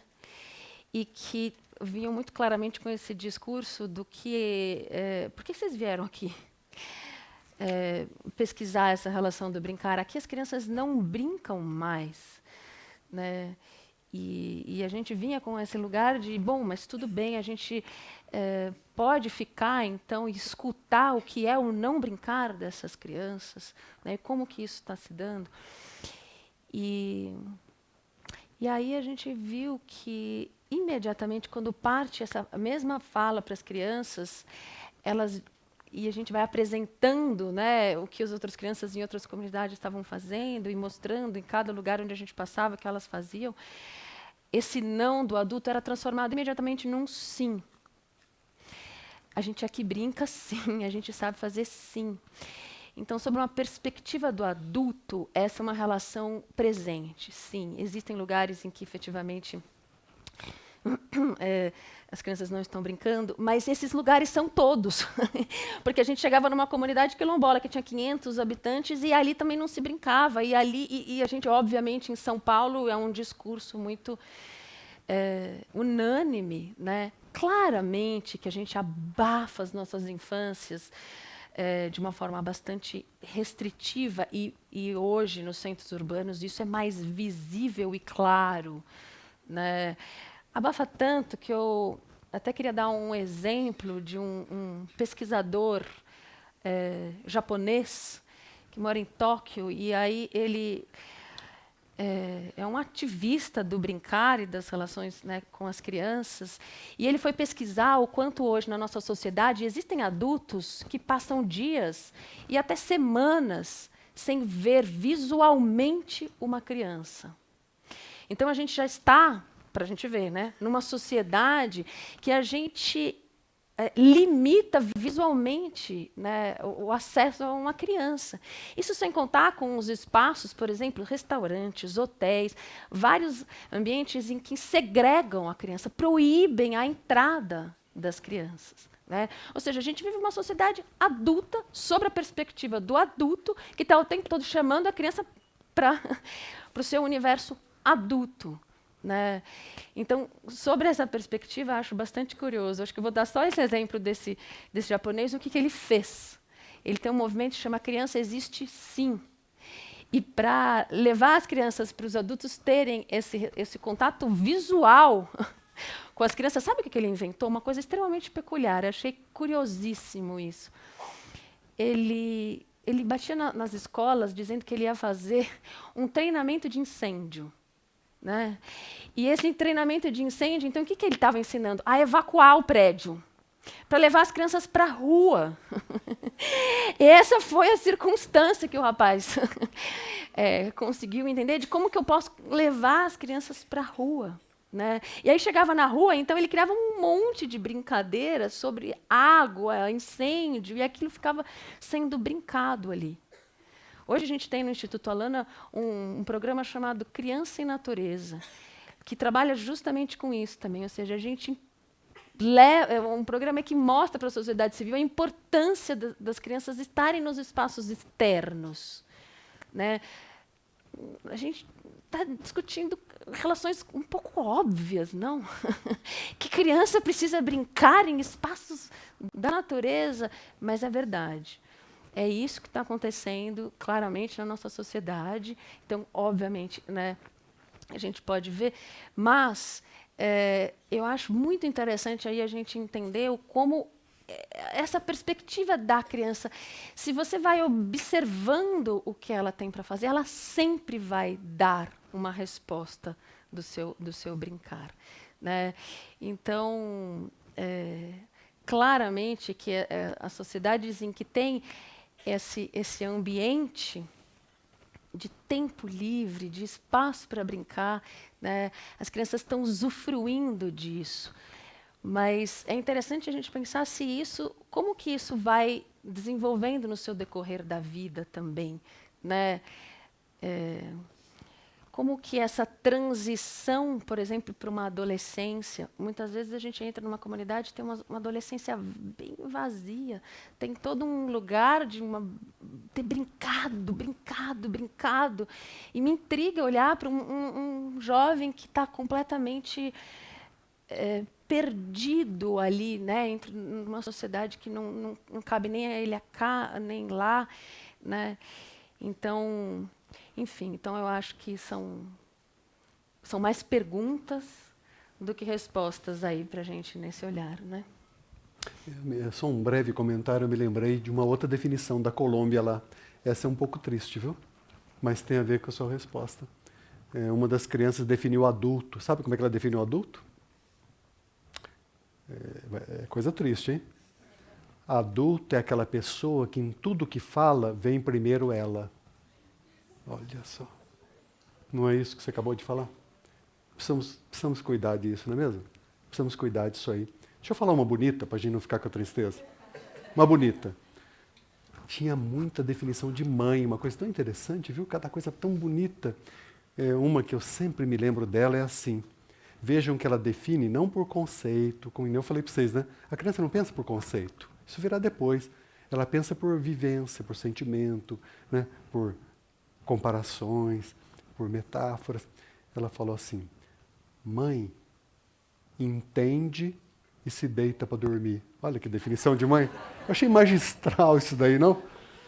Entende e depois se deita para dormir. E tem uma que não dá tempo de conversar agora, mas me lembra o que você falou do tempo da infância. O menininho resolveu definir, sabe o que? Vocês acreditam? Instante. Não é difícil definir um instante? É quase impossível definir tempo, instante, né? Olha a definição do menininho, por volta de 7 anos. O instante é redondo. Achei espetacular isso. Redondo. Não é o tempo eterno de que a doutor fala? Não é um tempo de pensar no antes, no que podia ter sido, pensar no que vai ser, não é o aborrecimento do que foi, não é o medo do que poderia. É o agora, esse tempo que se eterniza, né? É redondo. Achei muito bonito isso aí. Muito bonito. É um dos convites para vocês, né? A gente ver essas definições das crianças. A criança faz isso no mundo inteiro, viu? Já brincaram assim com criança de definição? Elas são muito inventivas, são de alta inteligência, né? E às vezes fazem, só mais um, dá tempo? Por favor. Coisa, não é difícil definir coisa? É quase impossível. O que é coisa? Olha a definição do menininho. Coisa é uma coisa que serve para muita coisa. Achei brilhante, Renata. Isso é perfeito, não é? Não é isso? Mas é isso. Era só para lembrar mais um pouco de inteligência das crianças, né? A sensibilidade das crianças, né? A inventividade. Não é mesmo? Precisamos disso, né? Precisamos o tempo todo disso, né? O Pedro faz a seguinte pergunta. Ele tem um filho de 6 anos que adora brincar de luta. Hoje ele está matriculado e adorando em aulas de artes marciais. Vocês acreditam que essa simulação de lutas ou batalhas podem estimular algum tipo de violência? A luta é também um brincar? Uhum. Pedro, isso foi um tema que muito recorrente para nós, nas mais diversas realidades também da qual a gente transitou, e que me levou a pensar, né, que perspectiva é essa, né, de que era unânime, aonde quer que a gente chegasse, a gente ia, de alguma forma, brincar de lutar, né?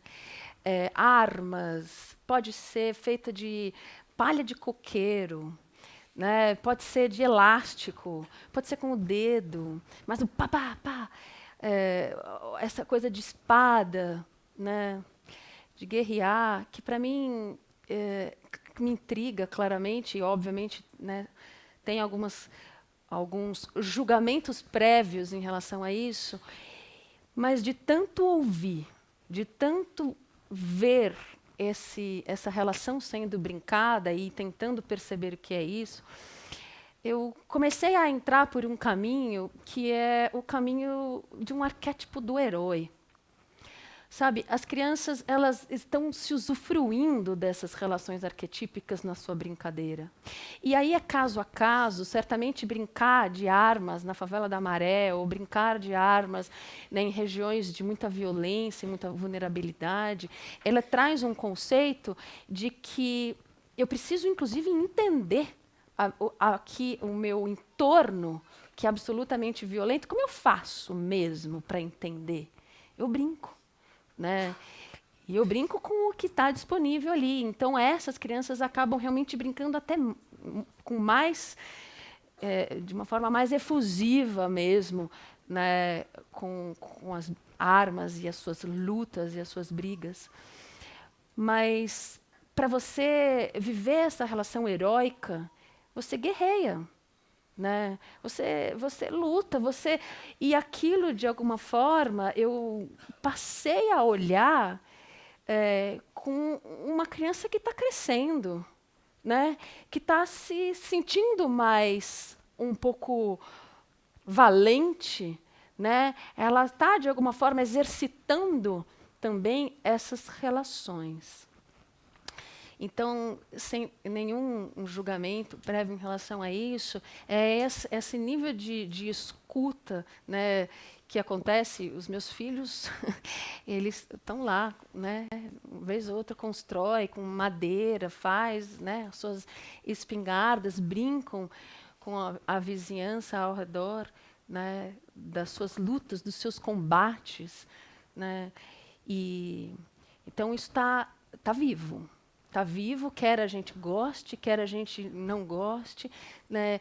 Então, acho que é esse o convite, né? Escutar essa relação que está ali presente, como que ela está acontecendo. Não sei como que você olha para isso, Severino. Eu vejo assim também, Renata. Generalizando um pouco, claro que existe o caso a caso, mas, de um modo geral, não há nenhuma relação entre aquilo com que a criança brinca e o que ela vai fazer no futuro, viu? Não. Ela brinca de, por exemplo, um brinquedo que é também arquetípico, de bombeiros. Já viram o fascínio que as crianças têm pelo carro de bombeiro, porque é heróico, né? Isso quer dizer que depois ela vai ser bombeiro ou policial? Não, não há nenhuma relação direta. E essas brincas de pequenas lutas, elas são também de todas as infâncias, né? Por exemplo, o menino foi para aprender, né, uma arte marcial. Provavelmente ele vai aprender coisas interessantes como respeito, disciplina, sabe? Autocontrole, cuidado. Geralmente essas artes marciais têm uma certa filosofia, uma certa concepção de mundo. Isso não significa que se esteja cultivando violência. Não vejo nenhuma relação direta entre uma coisa e outra. Essas pequenas lutas, eu estou pensando aqui, vou falar bem rapidinho e vou ficar quieto, vão até além da natureza humana. Os filhotes dos mamíferos todos brincam de lutinha, vocês já viram? Já viram? Os filhotes, gato, cachorro, né? Onça, eles brincam de pequenas lutas. É o que você disse, né, Renata? Faz parte do aprendizado, assim, de ser herói, protagonista numa narrativa. Não há nenhuma relação direta entre isso e violência e cultivo de violência. Eu não vejo também, viu?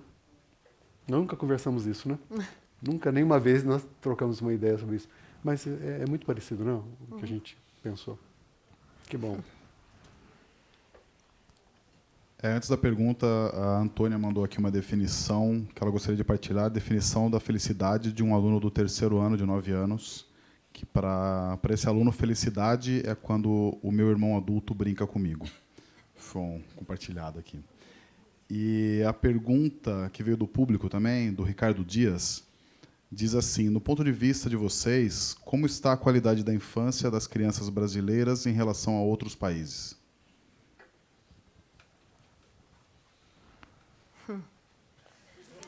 E agora, Ana?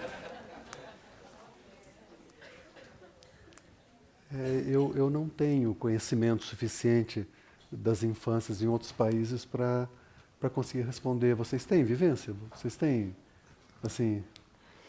A gente está se encaminhando para isso, você vê, para começar a transitar em outros países. Mas o nosso olhar, Severino, para isso, e aí tentando responder essa pergunta, não é um olhar comparativo, né? Aonde tem uma melhor infância, né? Na verdade, o nosso olhar é para as ressonâncias, como as infâncias se conversam, né? Como eu estava falando, com mais plural a gente vai, com mais unidade a gente vê, né? Então, andar pelo mundo e poder, de alguma forma, conhecer outras infâncias, que são tantas. Você imagina se no Brasil há uma relação de tantas e tantas infâncias, imagina pelo mundo, né? E a gente vai vendo que, de alguma forma, todo o contexto cultural de que essas crianças vivem trazem esse colorido para elas, essa roupagem, né, que elas têm, mas por uma camada bem mais submersa ainda, né, elas falam a língua do brincar, que é um uníssono, né, bem, eu acho que traz esse desafio para a gente olhar, né, como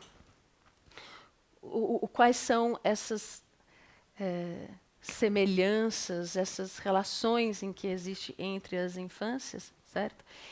Então, claramente existem países, né, e propostas, políticas públicas, prefeituras, ou enfim, isso tem aí, né, vários estudos e que apontam em que existem cidades que são mais amigas das crianças.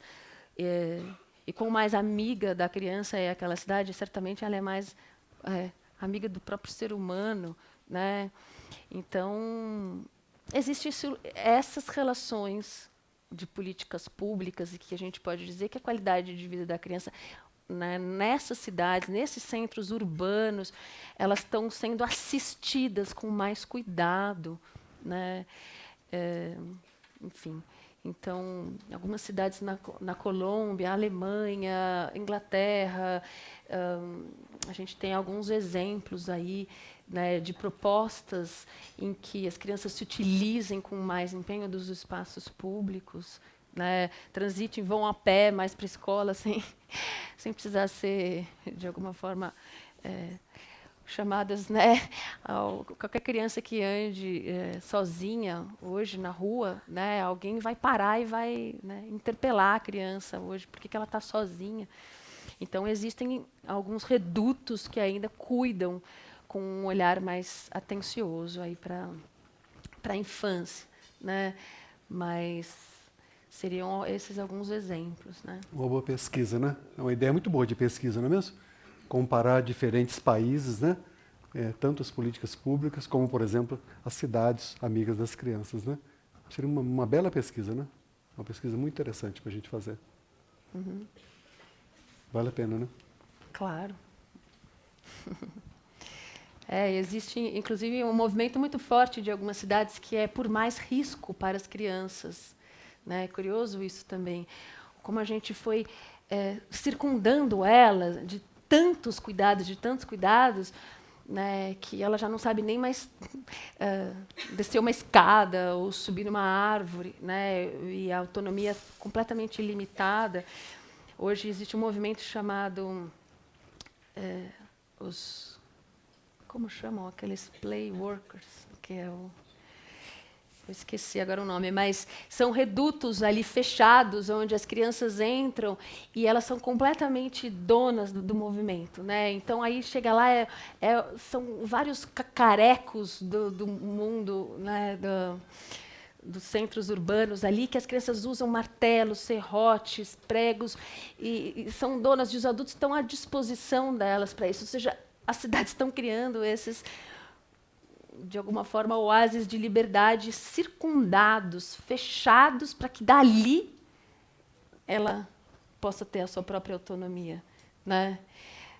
Eu gosto muito de uns autores que os Opes, um casal americano chamado Opes, e que eles estudaram, por exemplo, a pós-guerra. Como o pós-guerra foi uma fase, por incrível que pareça, absolutamente rica para as crianças. Você imagine uma cidade que é puro destroço. claramente existia uma relação emotiva e afetiva ali, mas as crianças tinham, sem nenhuma supervisão de adulto, veja que curioso você pensar assim, né? Sem nenhuma supervisão, porque os adultos não tinham nem condição de nada. Então, as crianças entravam naqueles destroços, naquelas ruínas, e brincavam, né, ao seu prazer disso. E aí, hoje, a gente é uma sociedade que, né, muito estruturada para as crianças. De alguma forma, elas, com esse exemplo, mostram como elas precisam de espaços sem definições que né, para fazer ou como que é para fazer. Playgrounds, por exemplo, há uma grande polêmica hoje em dia pensando nisso. Né? Que tipo de equipamentos de playgrounds a gente oferece para a criança que possam ser mais amplos e abertos. Né? Tem SESC hoje em dia fazendo playgrounds, plantando árvores e podando as árvores. Acho bem bonito esse movimento.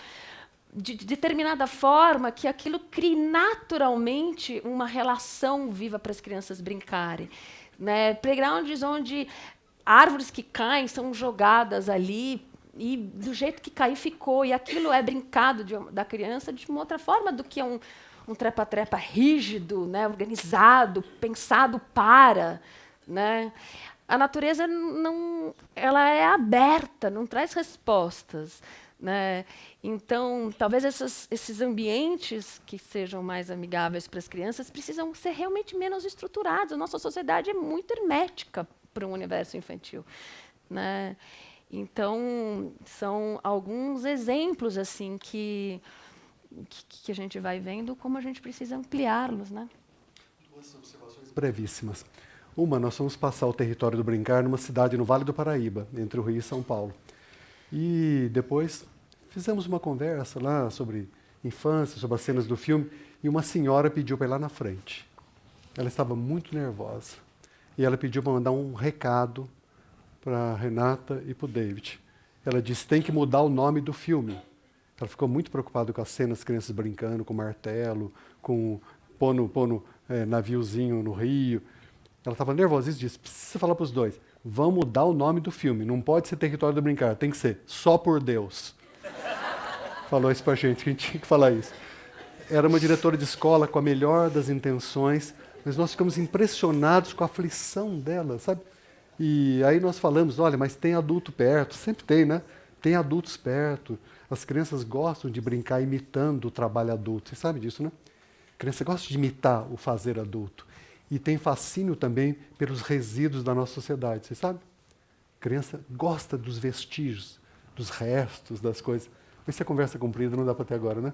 A criança tem grande gosto com isso, de recriar, é uma espécie de alquimia, né? De recriar os vestígios que a gente vai deixando, né? Mas isso é outra conversa, né? Só por Deus, né? Só por Deus, né? Muito bom. Boa noite, Renata, Severino, sempre tão bom ouvi-los.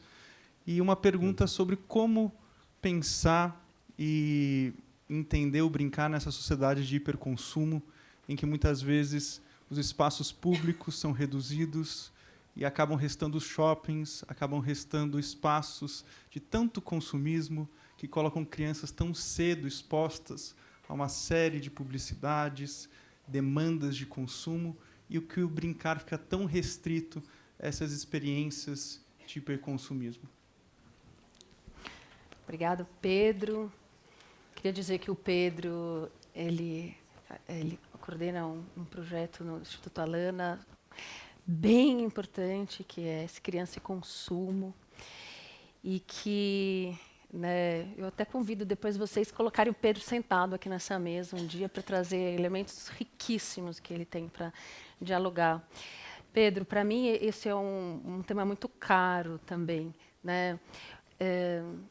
O que a gente, de alguma forma, a gente escuta, e daí, Severino, por favor, vá me completando, quando a gente vai dizendo que a criança não sabe brincar, né, ou não está conseguindo, não tem mais o que brincar. Para mim, primeiro, a gente está dizendo para a criança que existe um vazio dentro dela. Né? Se existe esse vazio, alguma coisa precisa ser suprida. E o que é que vai suprir é o consumo. Né? Então, a gente vai enxertar um suposto vazio, né, da criança com uma relação excessiva, né, de objetos e de serviços também. Né, que eu acho que o consumo de serviços é muito importante ser discutido também, além do... Né? E aí o que acontece? Aí acontece que a gente vai ficando escravo de uma indústria, né, de brinquedos, uma indústria do entretenimento, e vai dando à criança essa fala de que ela não tem a própria potencialidade pelo seu brincar. Né? Ela precisa receber de fora, ela precisa receber esse objeto, e esse objeto é um objeto que foi pensado por um adulto, foi pensado por uma sociedade que tem determinados valores ali, que pode estar muito alheios à sua própria família. Né? E é isso que você consome para dentro da sua casa. Né? Eu estou muito certa que a gente está vivendo uma sociedade de excessos para a infância. E que não tem nada a ver com infância, essa relação de excesso. Então, eu convido a gente a repensar as necessidades infantis em relação a ter, né, essa quantidade toda de objetos e de serviços e de ambientes que, né, estão muito vinculados ao consumo. Né? Então, essa criança que passa o tempo todo sendo dirigida por um adulto, por melhor das intenções que seja. Então, eu já fui uma conversa com mães que ela falava assim, mas olha, meu filho, ele tem aula de violino com um professor incrível, depois ele passa para uma aula de golfe, e as pessoas são ótimas. E que horas que ela faz nada? Né? Quando a gente vai viajar, eu tenho que carregar uma mala de coisas junto, porque dá esse lugar em que ela precisa estar fazendo alguma coisa. Que horas ela faz? Nada. Nada significa não estar diante de uma tela, não estar com alguma relação de um objeto, alguma coisa que dá um direcionamento para a criança. Nada significa realmente um estado de ócio criativo mesmo. Né? E a gente deixou de acreditar nisso. Né? Então, a gente induz essa sociedade de consumo para as crianças. Né? E aí elas vão, de novo, buscando, elas vão ficando enfraquecidas, fragilizadas do seu próprio eu, quando a gente cria essa relação de consumo. Brevissimamente, nesse final de conversa, lembrar que nós levamos séculos para entender que a criança não é o adulto em miniatura. Agora estamos de novo tratando a criança como adulto em miniatura. De que modo? Consumidor adulto. Não é uma tristeza? Isso é de uma tristeza infinita. Definir a criança como consumidor adulto. E uma coisa bonita, fecunda, para terminar. Uma médica ativista da infância nos Estados Unidos, ela sempre diz que brinquedo bom é assim, 90% a criança, 10% o brinquedo. É isso, né? Isso é brinquedo bom, não é mesmo? Para não reduzir a criança a adulto consumista em miniatura, os brinquedos, aqueles em que a criança brinca criadoramente, né, com eles. É o exemplo da pequena palmilha da viagem, né, que se transforma em todas as coisas do mundo. Né? O Alana tem um projeto muito bonito, o Instituto Alana, e foi histórico de impedir que se fizesse propaganda voltada para a criança pequenininha e usar a criança pequena em propaganda. Isso é um dos grandes trabalhos da história do Alana, dos mais felizes, né? E felizmente isso virou lei no Brasil. Precisa agora diminuir a distância entre a lei e a vida cotidiana, não é mesmo? Mas olha, estamos terminando, né? Agradecer de novo a conversa, que há muitas conversas também não ditas, não é mesmo? Né, dos olhares, das escutas, né? Agradecer de novo a delicadeza de vocês. Obrigado, boa noite. Obrigado, Renata. Obrigado, Instituto CPFL, TV Cultura, Instituto Alana, que nos convidou. Obrigado, Renata. Eu que agradeço também aqui a companhia encantadora do Severino, porque essa árdua tarefa, né, de de poder realmente falar, né, do brincar e da infância sem cair em armadilhas, né? É bem difícil, mesmo, porque é tão viva a infância, né? E o Severino, né, trouxe tantas imagens, e acho que a gente, de alguma forma, com o Território do Brincar, também quer trazer tantas essas imagens das crianças, justamente para dar conta disso, né? Porque a gente não esqueça, né, essas potencialidades que não é da infância, é do ser humano, né? Então, eu, mais uma vez, também agradeço, né, a possibilidade também de estar aqui, dialogando com vocês. Agradeço aí o olhar generoso de todos. Muito obrigada. Renato Severino, antes de fato encerrar a noite, eu tenho só alguns avisos aqui e eu avisar vocês que vocês foram um recorde de audiência do ano do Café Filosófico, com 30 mil pessoas de alcance hoje no café.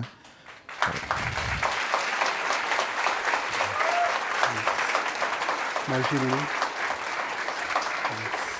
né? E só alguns avisos, quem quiser rever a palestra, ela fica no nosso site, no aplicativo e também no nosso YouTube, vocês podem conferir lá. E lembrando também 2 avisos, que no dia 23 a gente dá prosseguimento ao módulo Começo da Vida, recebendo a pedagoga Ana Cláudia Arruda Leite com o tema Escutemos as Crianças. E no dia 28 a gente exibe o filme O Começo da Vida, às 19 horas aqui no Instituto. Boa noite a todos e obrigado. Obrigado. Muito obrigada. Nunca imaginei, nunca imaginei. Ai, querida, imagina.